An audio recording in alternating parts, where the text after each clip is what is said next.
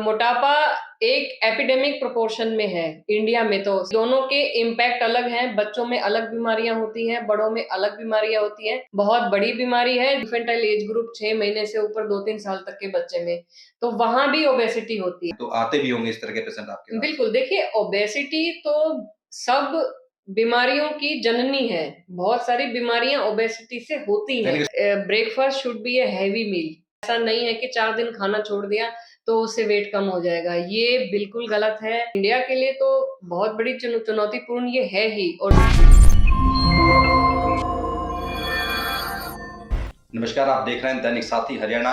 साथियों, आज का दिन बेहद खास है और चुनौती भरा भी है, क्योंकि आज विश्व मोटापा दिवस है और पूरा विश्व आज के दिन जो मोटापे के जो खामियां, कहीं ना कहीं जो परेशानियां हैं, उसके जागरूकता के लिए इस दिन को मनाया जाता है। और आखिर क्या चुनौतियां हैं, क्योंकि जब हम पढ़ रहे थे, कहीं ना कहीं देख रहे थे, डाटा खंगाल रहे थे, तो पता चला कि हर 5वां बच्चा ओबेसिटी का शिकार है, मोटापे का शिकार है। और उसकी कितनी चुनौतियां, कितनी गंभीर बीमारियां हो सकती हैं इस मोटापे से, उसको जानेंगे। आखिर उनसे छुटकारा कैसे पाया जाए वो भी जानेंगे। हमारे साथ प्राइम अस्पताल रेवाड़ी की child specialist doctor Sudha Yadav मौजूद है। Child specialist doctor Sudha Yadav मौजूद है, उनसे जानेंगे आखिर मोटापा कितना चुनौतीपूर्ण है और उससे निपटा कैसे जा सकता है। क्योंकि जिस तरह से खतरनाक बीमारियां मोटापा लेकर आता है, कहीं ना कहीं हमारे बच्चे शिकार हो रहे हैं, क्योंकि बच्चे देश का भविष्य है। ऐसे में कहीं ना कहीं उनका स्वस्थ होना बेहद जरूरी है। उन्हीं तमाम पहलुओं को लेकर बात करते हैं। डॉक्टर साहब, आपका स्वागत है। किस तरह से देखते हैं, कितना चुनौतीपूर्ण है ये? Thank you so much. Good evening. I am doctor Sudha Yadav. I am paediatrician and critical care specialist and neonatologist at Prime Hospital. I have done my MBBS MD at various places in medical colleges. And आज जैसे कि आपने बताया, आज विश्व मोटापा दिवस है, आज वर्ल्ड ओबेसिटी डे है, तो इसके बारे में बात करेंगे। और मोटापा एक एपिडेमिक प्रोपोर्शन में है इंडिया में, तो स्पेशली आज की डेट में, और बच्चों में भी है और बड़ों में भी है।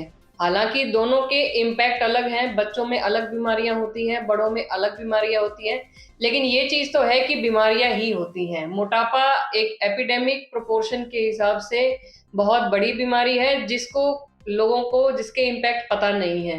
तो सबसे इम्पोर्टेंट इसकी अवेयरनेस है। मैं आपको टोकूंगा। अमूमन देखा जाता है खाता पीता मोटापा दिखना ही चाहिए, लोग सहज भाव से कह देते हैं, लेकिन जब उसकी चुनौतियां, हार्ट फेलियर, तमाम तरह की इतनी गंभीर बीमारियां, किस तरह से मतलब किस तरह से समझे लोग इसको, कितना खतरनाक है? देखिए, पहली चीज तो वही मैं बताना चाहूंगी कि मोटापा एक बीमारी है, हमें इस चीज को समझना होगा। जब हम इस चीज को समझेंगे कि मोटापा एक बीमारी है, तभी हम उसको करेक्ट करने की कोशिश करेंगे। मोटापे से क्या नुकसान है और कैसे मोटापा होता है और कैसे उसको रोका जाता है, इन सब चीजों के बारे में अवेयरनेस होगी, तभी हम उसके ऊपर काम कर पाएंगे। मोटापे के हर एक एज ग्रुप में अलग अलग कारण हो सकते हैं। न्यूट्रिशनल, जैसे हम बच्चों की बात करें, बच्चों में मेनली जेनेटिक भी कॉजेज होते हैं, हार्मोनल कॉजेज भी होते हैं, एंड डाइटरी हैबिट तो अपने आप में एक बड़ा कारण है। बॉडी में क्या होता है कि हार्मोन में थायराइड इम्बैलेंसेस बहुत कॉमन होते हैं, बहुत बड़ा कारण होता है थायराइड, हाइपोथायराइडिज्म मोटापे का। जेनेटिक कॉजेज में काफी सारे ऐसे कॉजेज होते हैं जिसके अंदर बच्चा खाता ज्यादा है, भूख, सेटाइटी सेंटर की प्रॉब्लम होती है, उसकी जो चीजें करेक्टेबल नहीं है उनके बारे में ज्यादा डिस्कशन से बहुत फायदा नहीं होता है, क्योंकि जेनेटिक कॉजेज होते भी बहुत रेयर हैं और उनका ट्रीटमेंट भी बहुत मुश्किल होता है। तो जो मॉडिफाइबल फैक्टर है, सबसे पहले उन पे काम करना पड़ेगा। सबसे पहली चीज तो ये क्या है कि हमारी एजुकेशन बच्चों की शुरू होनी चाहिए आंगनवाड़ी से ही। जैसे गवर्नमेंट हॉस्पिटल में IYCF काउंसलिंग भी होती है। नॉर्मली अगर हम एज ग्रुप शुरू करें, आपका इन्फेंटाइल एज ग्रुप 6 महीने से ऊपर 2-3 साल तक के बच्चे में, तो वहां भी ओबेसिटी होती है। ऐसा नहीं है कि इतने छोटे बच्चे में ओबेसिटी नहीं होती। सबसे मेन कारण होता है फार्मूला फीड का। अगर बच्चा ब्रेस्ट फीडिंग पे है तो कभी ओबेसिटी उसको होगी ही नहीं। फार्मूला फीड जैसे नैन प्रो, जो भी फार्मूला आते हैं, नैन प्रो से मिल्क जो भी आते हैं, इनमें क्या होता है कि कैलोरी प्रोटीन कंटेंट बैलेंस्ड नहीं होता। मदर फीड के अंदर इजीली डाइजेस्टिबल फूड होता है। फार्मूला फीड से पैथोलॉजिकल वेट गेन करता है बच्चा, which is not good for health. Weight भी बहुत तरह का होता है, फैट वाला वेट होता है, मसल मास का वेट होता है। अब जो जिम करते हैं या जो बॉडी बिल्डर्स हैं उनका मसल मास ज्यादा होता है तो उनका बीएमआई ज्यादा मिलेगा, लेकिन हम ये नहीं कह सकते कि वो ओबीज है क्योंकि उसका मसल मास ज्यादा है। वही मैं इस टॉपिक पर है, कब लोग समझे कि ये बच्चा हमारा मोटापा, क्योंकि हम बच्चों की पहले बात कर रहे हैं, तो कब वो हाँ मान जी, ले कि बच्चा इसका शिकार हो रहा है, हमें कहने के डॉक्टर से कंसल्ट कर लेना चाहिए। देखिए मेन चीज तो ये है कि बच्चों के अंदर जैसे गायनेकोमेस्टिया हो रहा है या वेस्ट लाइन बढ़ रही है, आजकल आप देखते हैं छोटे छोटे बच्चों का भी पेट निकल आता है, तो वेस्ट लाइन में वेस्ट सरकमफ्रेंस बढ़ रही है तो वहां पे फैट का ही डिपोजिशन होता है, गायनेकोमेस्टिया होना, वैसे लैग शोल्डर्स होना। बच्चों में ओबेसिटी बीएमआई से डिफाइन हो जाती है, अडल्ट्स के अंदर वेस्ट लाइन से होगी या फैट प्रोपोर्शन कैलकुलेट करने से होती है, लेकिन बच्चे में नॉर्मली, बच्चे बॉडी बिल्डिंग की तरफ जाते नहीं है तो उनमें नॉर्मली फैट वाला ही वेट गेन होता है। खान पान का भी एक बड़ा एक रोल कहीं ना कहीं दिखता है हाँ कि जी, जिस तरह से दिखता है उसमें उसका कितने वजह मानते हैं कि उस बिल्कुल देखिए इसका बहुत ज्यादा रोल है। आजकल अल्ट्रा प्रोसेस्ड फूड जो आता है आपका, जो बाहर प्रोडक्ट्स मिलते हैं जैसे फूड चेन्स है, मैकडोनल्ड है, डोमिनोज है, दे सप्लाई एम्प्टी कैलोरीज। बच्चे का कंजम्पशन इतना है नहीं, वो चीज यूज करते हैं, अल्ट्रा प्रोसेस्ड फैट यूज करते हैं, वो बच्चा कैसे भी डाइजेस्ट नहीं कर सकता। और दूसरा सबसे इम्पोर्टेंट प्रॉब्लम क्या है कि आजकल सेडेंट्री लाइफस्टाइल बहुत ज्यादा हो गया है। बच्चा सुबह स्कूल जाएगा, फिर ट्यूशन भी जाएगा, फिर कोचिंग भी जाएगा, कोई फिजिकल एक्टिविटी नहीं होती है, स्कूल्स का फोकस भी कम रहता है स्कूल एक्टिविटी पे। कौन सी बीमारियां इसके वजह से फेस करनी पड़ती है? आप बच्चों के स्पेशलिस्ट हैं तो आते भी होंगे इस तरह के पेशेंट आपके पास। बिल्कुल देखिए ओबेसिटी तो सब बीमारियों की जननी है, बहुत सारी बीमारियां ओबेसिटी से होती यानी हैं। कि शुरुआत वहीं से होती है। हाँ जी, बिल्कुल शुरुआत वहीं से ही होती है, जिसमें सबसे पहले तो क्या है कि आपका जो माइक्रोवेस्कुलर डिजीज है, बच्चों में माइक्रो न्यूट्रिएंट डेफिशिएंसी होती है। बच्चा दिखेगा मोटा लेकिन आप देखेंगे उसका एचबी भी कम मिलेगा, माइक्रो न्यूट्रिएंट्स जैसे कैल्शियम, मैग्नीशियम, वो सब डेफिशिएंट मिलेंगे। विटामिन डी आप देखेंगे हाईली लो मिलेगा, बिकॉज एम्प्टी फैट है, फैट में कोई मेटाबॉलिज्म होता ही नहीं है, वो सिर्फ आपकी ओबेसिटी, आपकी जो माइक्रोवेस्कुलर डिजीज है उनको ऐड करता है। बच्चों में गायनेकोमेस्टिया बड़ा कंसर्न होता है, बच्चों में डिप्रेशन आ जाता है, पीयर पीयर प्रेशर हो जाता है, बुलिंग शुरू कर देते हैं स्कूल में, बच्चा मोटापा दिखता है तो उस तरह से बच्चों में लो फीलिंग, लो सेल्फ एस्टीम होनी शुरू हो जाती है, बच्चा अंदर ही अंदर गुमसुम रहेगा, वो सबसे बड़ा कारण रहता है।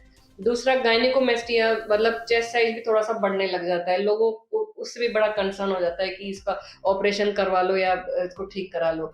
बट बात ये है कि थोड़ा सा लाइफस्टाइल चेंज किया जाए, फिजिकल एक्टिविटी बढ़ाई जाए तो उन चीजों को टेक ओवर किया जा एक सकता है। मानसिक स्तर भी कहीं ना कहीं उसका विकास भी उस लेवल पे बाधित होता है क्या? बिल्कुल, मानसिक विकास बाधित इसलिए होता है क्योंकि पूरे टाइम बच्चा जो है इतने, एक तो छोटी उम्र में बहुत ज़्यादा राइट रॉन्ग समझ नहीं पाता, दूसरा सेल्फ एस्टीम बहुत लो हो जाती है।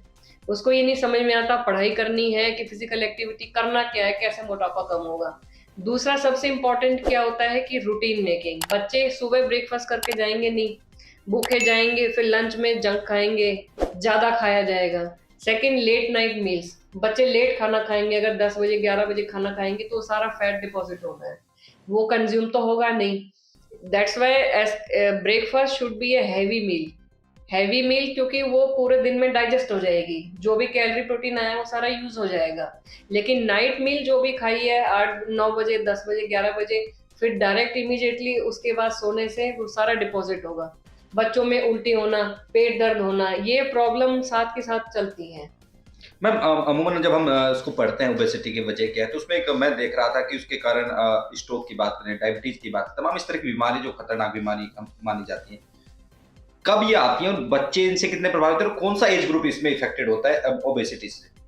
देखिए डायबिटीज और बीपी का इंडिया में आज की डेट में एपिडेमिक है। एपिडेमिक मतलब कि कोई बीमारी बहुत लार्ज स्केल पे इफेक्ट कर रही है, क्योंकि एक हंगर हाइपोथेसिस है इस चीज के लिए जो बहुत पहले फ्रेम हुई थी कि पहले इंडिया में आफ्टर इंडिपेंडेंस लोगों के पास उतने पैसे नहीं थे और खाने पीने का सामग्री कम थी, तो देवर थिन बिल्ट। उसके बाद जैसे ही समृद्धि आई, पैसा आया, तो हंगर हाइपोथेसिस ये कहती है कि हमारे जो जीन्स हैं they are more fat storing genes, तो उसमें कैलोरी प्रोटीन डाइट को हमें रेस्ट्रिक्ट करके ही रखना पड़ेगा।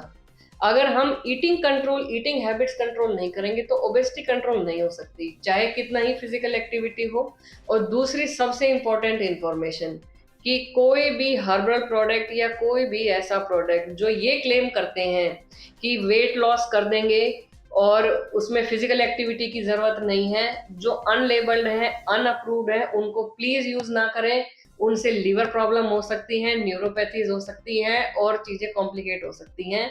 नंबर एक बात तो इस चीज का कोई शॉर्टकट नहीं है। This needs a life long discipline management and lifestyle management. This has to be a long term plan. ऐसा नहीं है कि 4 दिन खाना छोड़ दिया तो उससे वेट कम हो जाएगा, ये बिल्कुल गलत है। This is totally unhealthy. उससे 4 बीमारियां और आएंगी, किसी को गॉल स्टोन्स हो जाएंगे, किसी को रिफ्लक्स हो जाएगा, किसी को एसिडिटी हो जाएगी। This will add to complications. मेन चीज क्या होती है कि जैसे ही हम हाई ग्लाइसेमिक इंडेक्स फूड खाते हैं, हाई ग्लाइसेमिक इंडेक्स फूड में वो होते हैं जैसे चावल हो गया जो इमीडिएट शुगर रिलीज कराते हैं, उससे इंसुलिन एकदम राइज करेगा और इंसुलिन राइज करेगा तो it will add to obesity. हमेशा रॉ फूड खाना होता है। जैसे पहले जो ज्वार की रोटी खाते थे कोई मोटा नहीं होता था, क्योंकि वो स्लो ग्लूकोज को रिलीज करते हैं। They are low glycaemic index food, जो हम डायबिटिक्स को भी एडवाइज करते हैं। और जैसे अभी अपने पीएम साहब ने भी मैसेज दिया था मिलेट्स के ऊपर। यस, मोटा अनाज तो बहुत ठीक है। वो मोटा अनाज स्लो ग्लूकोज रिलीज करता है, उसमें इंसुलिन लेवल राइज नहीं करेगा, तो उसमें फैट में कन्वर्ट नहीं होता है। ओबेसिटी को देखें तो ये वेस्टर्न कंट्रीज की प्रॉब्लम थी, जो डेवलप्ड कंट्रीज की प्रॉब्लम थी, लेकिन अब जैसे हमारे जैसा नेशन डेवलपिंग नेशन है, बावजूद इसके इस तरह की दिक्कतें आना, ओबेसिटी किस तरह से देखते, कितना चुनौतीपूर्ण है ये भारत के लिए? देखिए, इंडिया के लिए तो बहुत बड़ी चुनौतीपूर्ण ये है ही। और दूसरा, जैसे वेस्टर्न कंट्रीज में ये प्रॉब्लम थी, क्योंकि वहां पे क्या है कि लोग घर पे खाना कम बनाते हैं, एवरीबडी इज वर्किंग, तो ऑर्डरिंग फ्रॉम होटल, बाहर से ऑर्डर करना, ऑनलाइन ऑर्डर करना, ये प्रैक्टिसेस वहाँ पहले से हैं। बट ये सब रिसेंटली मैंने पढ़ा था, एक यूएस में भी किसी जर्नलिस्ट ने छापा था कि अमेरिका इस चीज से बहुत सफर कर रहा है कि होम कुकिंग वहाँ पे कम हो गई है, जिससे फैमिली एनवायरनमेंट भी डिस्टर्ब हो रहा है। Home cooking is far more better than ordering food from outside.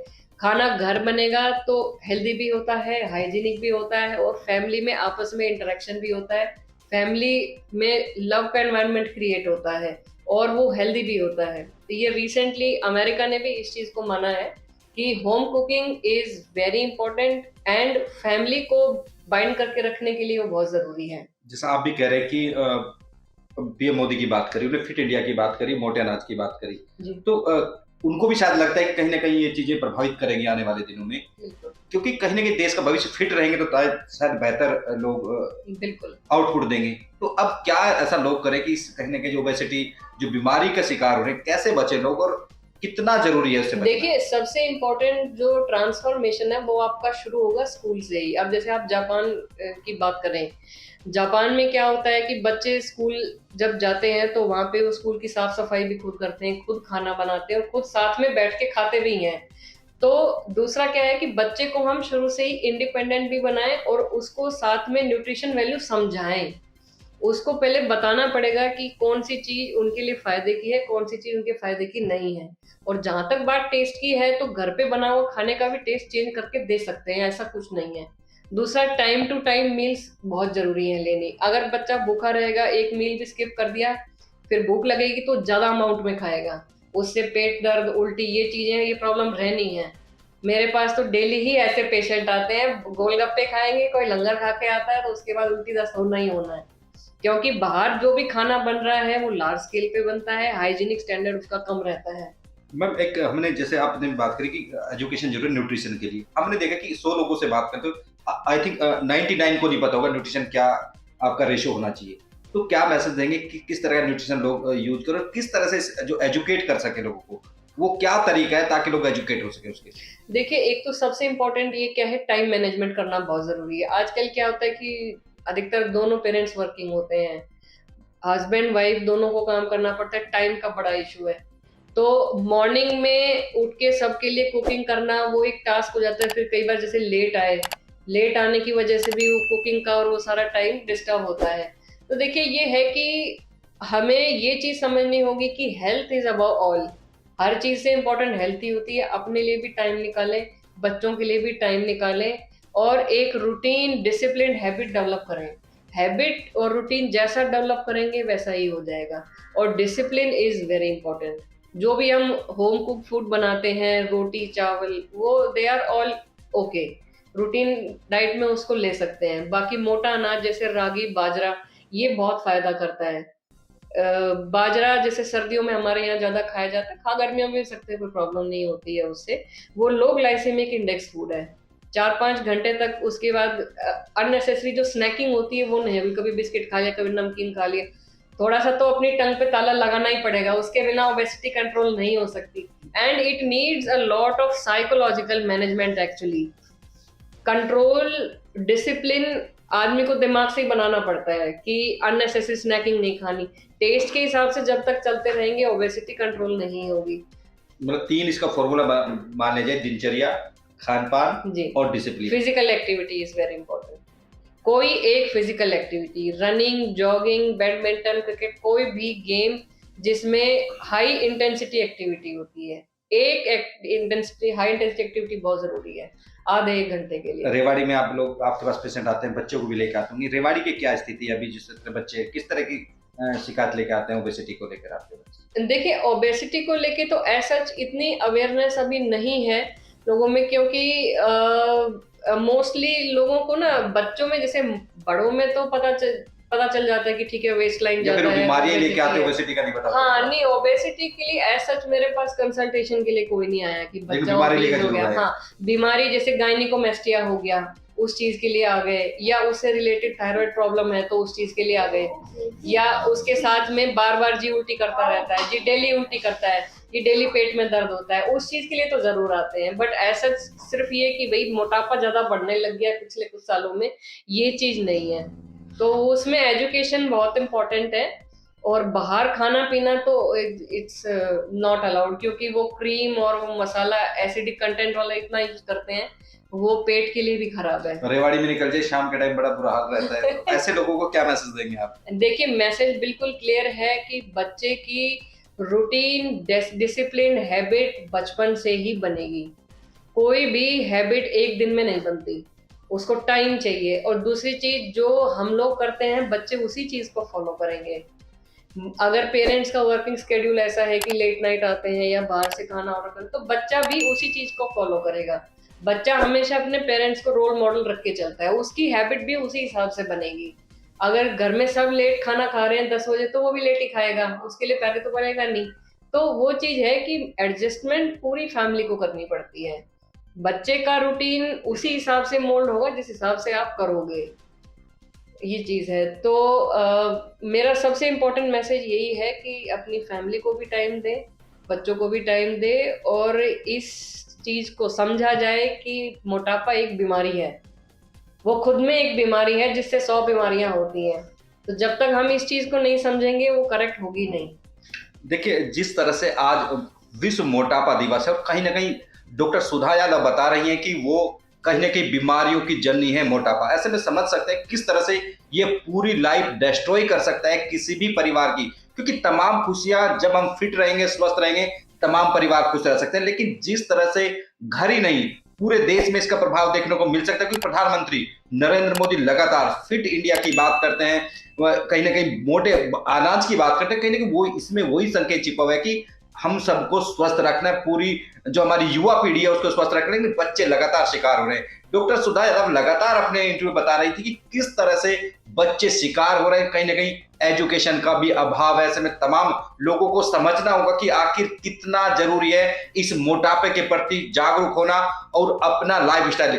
हमने तमाम पहलुओं पर बात करी प्राइम अस्पताल की child specialist doctor Sudha Yadav से। यदि आपके कोई सवाल है, आप मैसेज कर सकते हैं, प्रयास करेंगे कि उनके सवालों का, तमाम सवालों का जवाब दें। नमस्कार।